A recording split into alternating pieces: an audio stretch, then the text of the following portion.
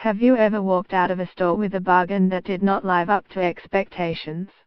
Rod Duke, the Aussie rich lister behind some of New Zealand's biggest retailers, and a failed bidder for Kathmandu, knows how you feel. Last year Duke acquired 2 adjoining cliff-top sites in Auckland's well-heeled Hannah Bay for $13 million, and proceeded to build a new mansion on the waterfront site with panoramic views. The plans sound quite spectacular. Local gossip has it that the boat shed will become a major entertainment venue while the ground floor of the mansion is being dubbed the Tab, with an appropriate mix of gambling and sports entertainment.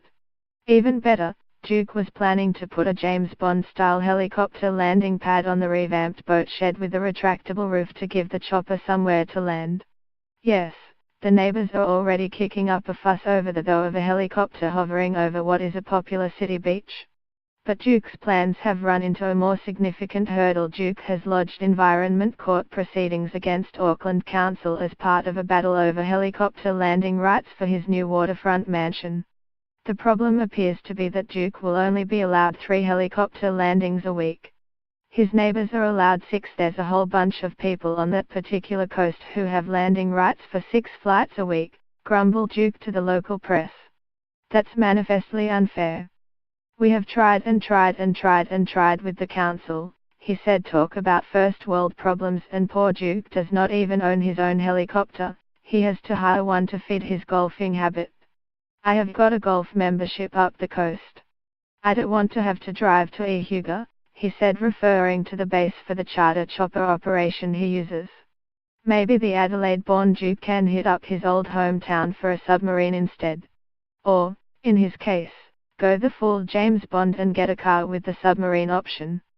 There was little time for sentiment as Westfield co-CEO Peter Lowy said about the arduous task of talking to analysts about the biggest corporate takeover in Australian history. Guys, I'd just like to point out a couple of things.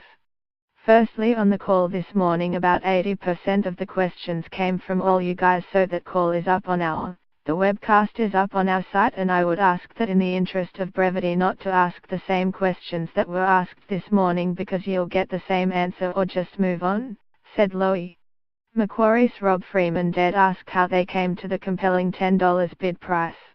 Okay Rob, I know you asked the guys that question this morning and they asked you, and they told you to ask me, so here we go, said Lowy, who obviously won't miss analyst calls.